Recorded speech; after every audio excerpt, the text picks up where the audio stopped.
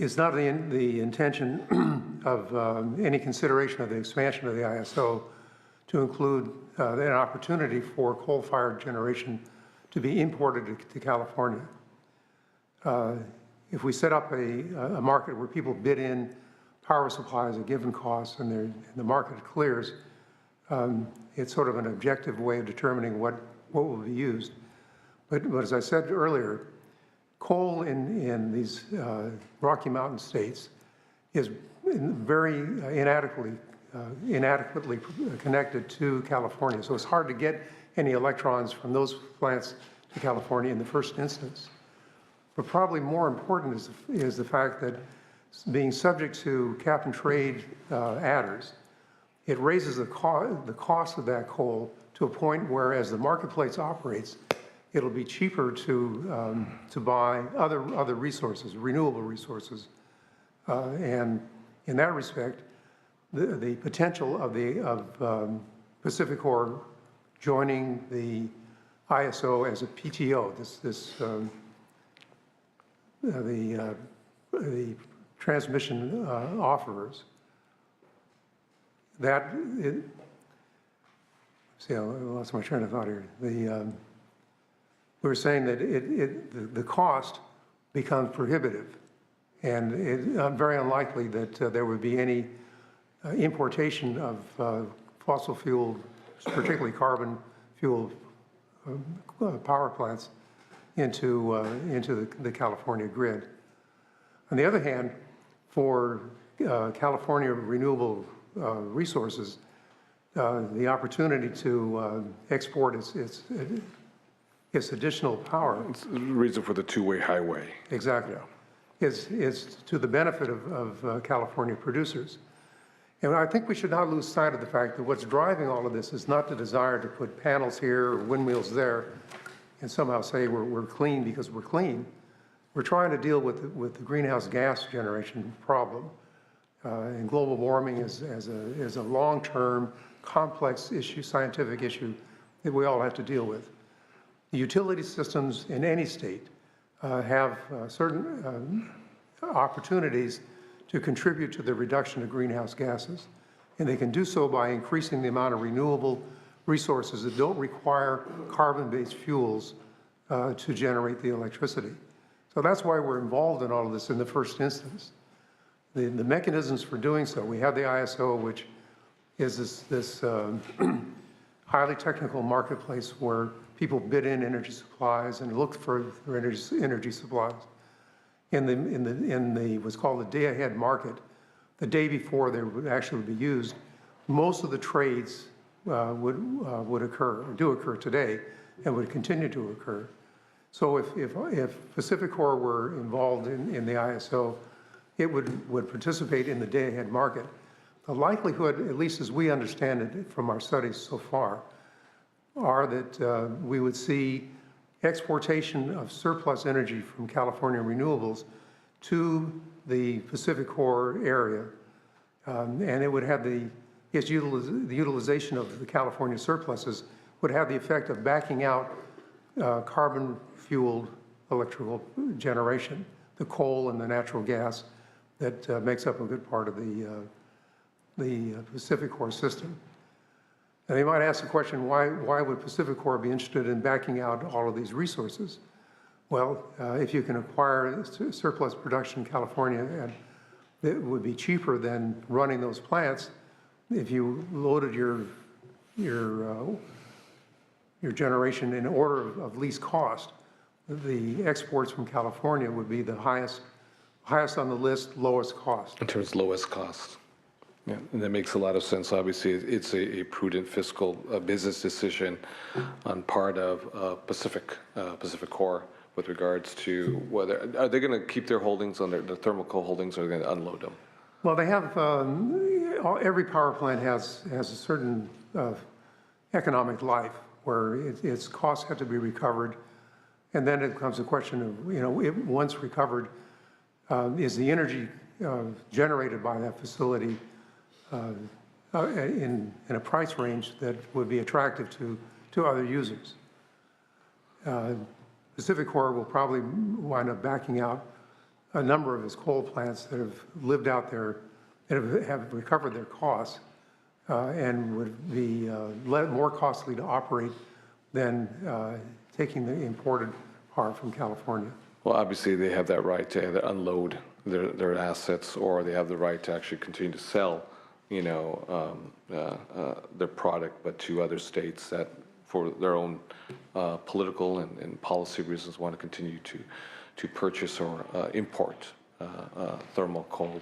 But obviously, at the end of the day, it's their own business decision to make. But I'm intrigued with the idea of regionalization in the exportation of our renewable energy to other states as well too. I think it's important for our jobs here in the state of California. So how this is done correctly is going to truly matter. And I think the role that you have on the Cal ISO is going to be a very critical role in terms of protecting the interests of the state of California, as well as we do this tricky integration of the expansion, if we get there.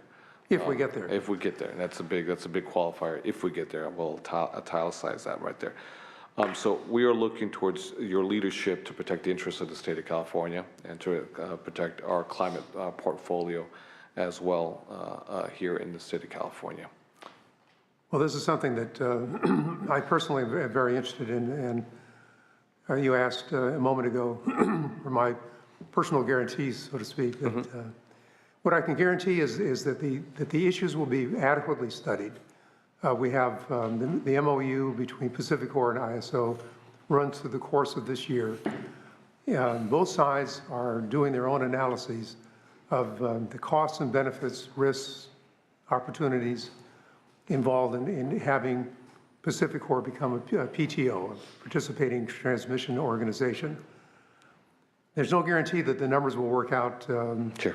in a favorable way for the ISO absorbing or having the PTO apply to PacifiCorp. But the process is going to be very open. We'll have reports available starting in August. I see my job as being the representative of California consumers that want to get a fair shake out of electrical production, and also being the chairman of a board that is intent on reducing greenhouse gases in the most practicable ways possible. As I say, it's not, again, a fantasy, because we all want to marvel at the fact that we can get electricity without burning fuel.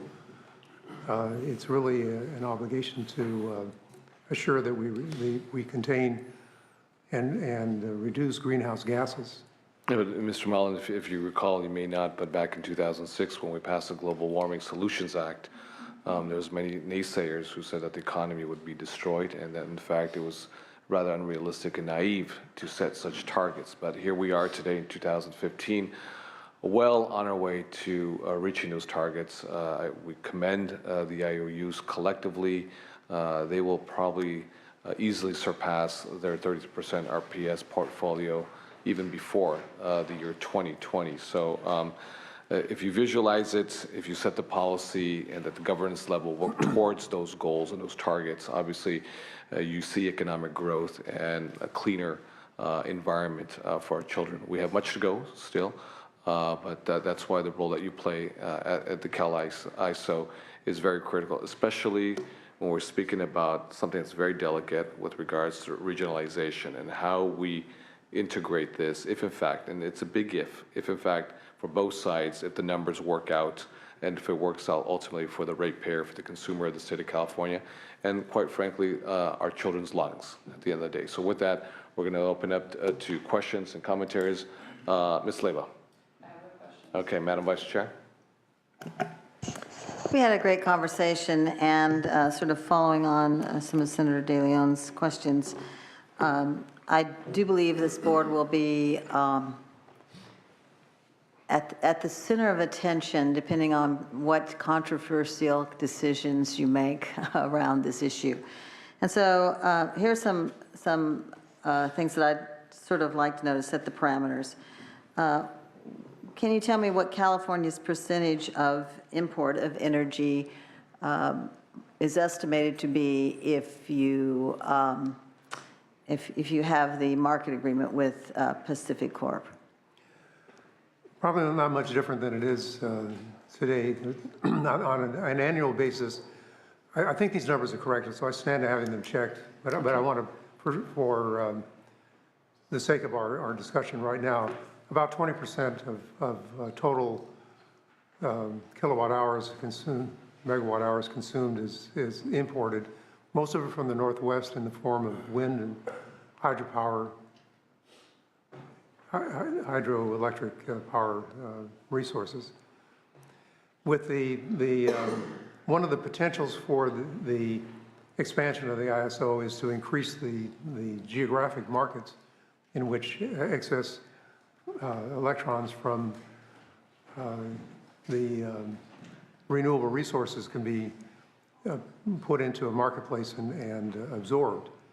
So exports will increase probably under if the Pacific Core proposition goes through.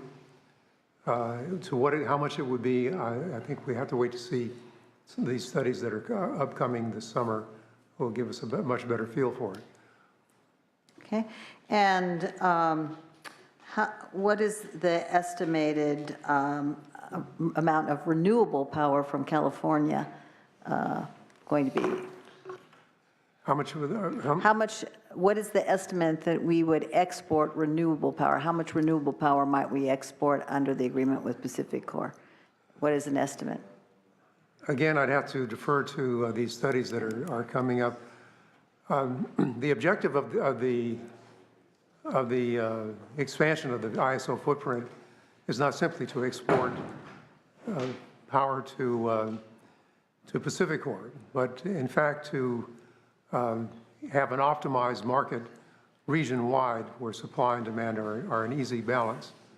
So I would be accepting of the total exports as well. Right. And the next thing I'd like to know is what, if any, costs of the day-ahead power, what's going to happen to that market for Californians? Do you think, is there an estimate whether it will go up or down? Have you studied this? Do you have any ideas? Well, I had some thought about it. First of all, California utilities contract for power from power producers, and those contracts would be in place and observed under any circumstances, whether we had an expanded ISO or not. And that sort of basically determines the amount of the consumption of power and its cost for California utilities. There will be some excess generation at given times of the year, different hours of the day, that could be taken care of by or consumed by entities outside of California.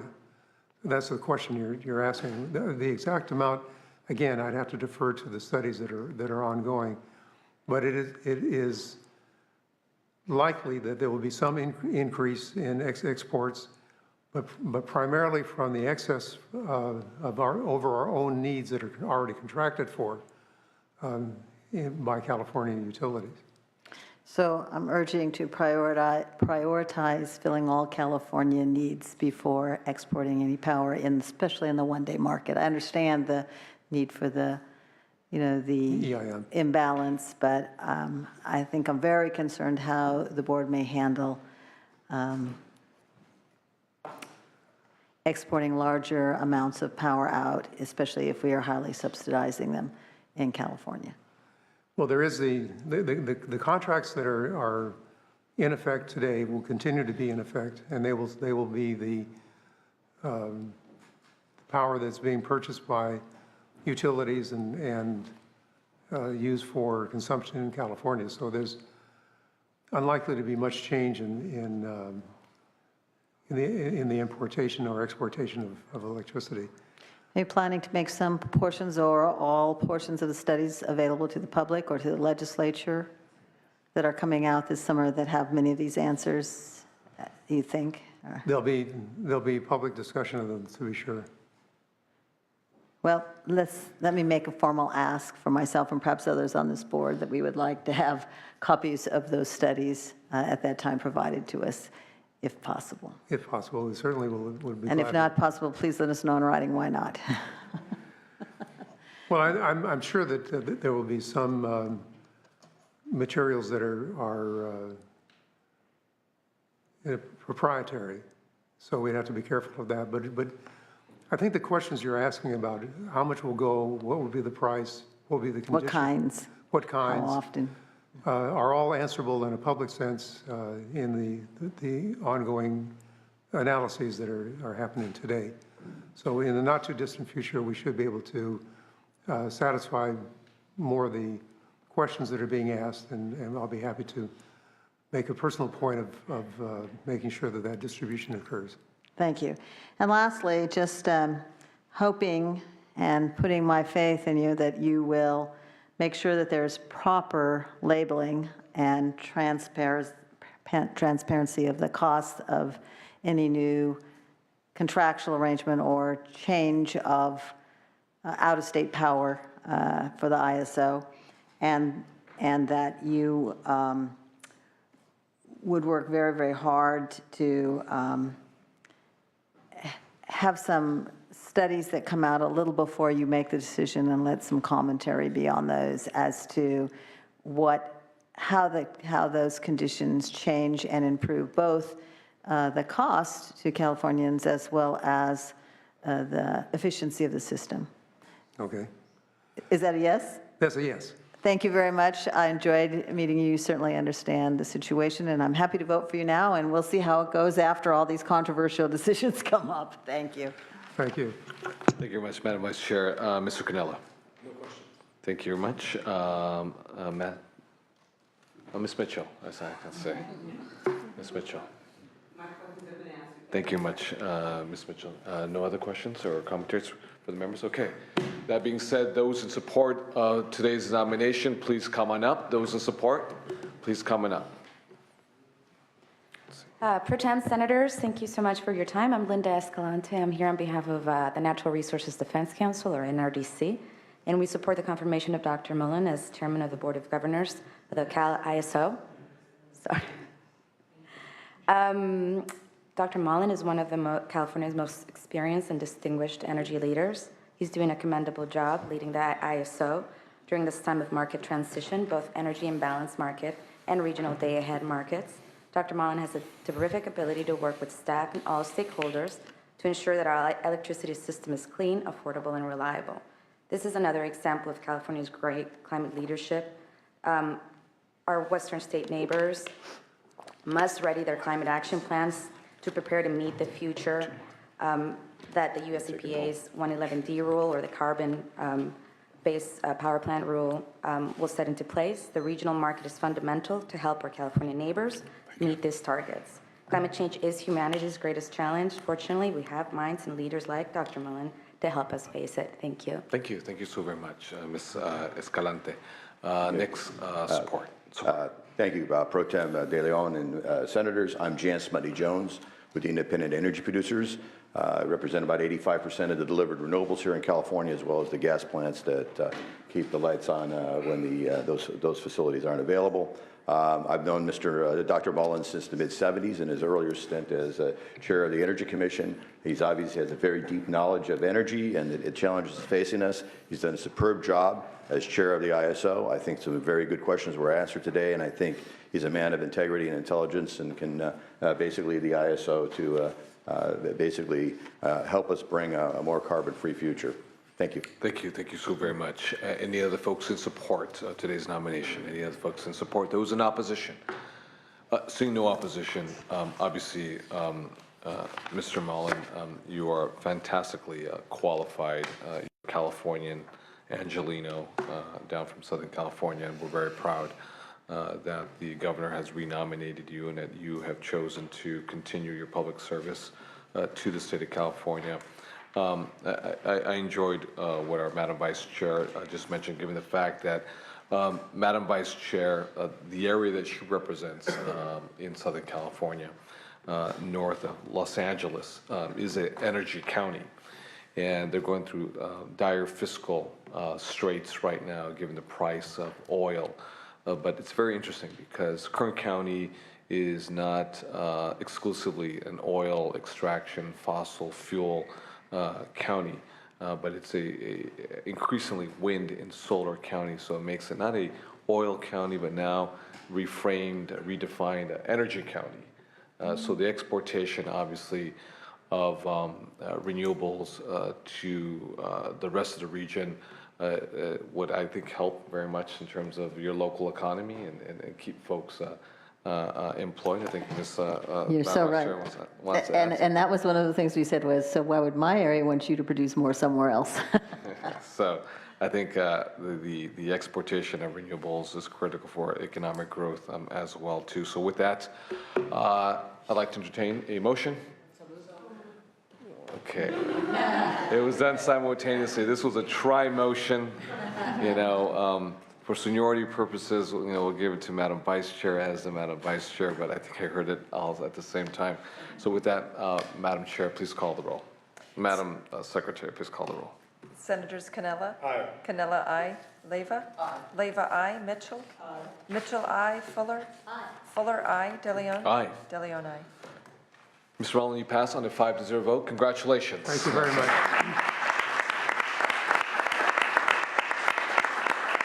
And, one last question. If you have any latest polling information on how we're doing with our constituents or with the voters in California, please share, In August again. Okay. Like when the ISO reports come out, we'll give you a rundown on the other Fantastic. stuff as well. Fantastic. Not related Looking to forward energy, but related to Fantastic. power. Power. There we go. Thank you very much. Have a good day. Wonderful day. Okay, colleagues, we are done with our appointments from the governor. We're going to go to file items number 2 through 6. File items number 2 through 6. If we can get a motion. We have a motion made by Ms. Leyva. Madam Secretary, please call the roll. Senators Canella? Aye. Canella, aye. Leyva? Aye. Leyva, aye. Mitchell? Aye. Mitchell, aye. Fuller? Aye. Fuller, aye. DeLeon? Aye. DeLeon, aye. They all pass on a 5-0 vote. That will be the conclusion of today's Rules Committee. We are adjourned.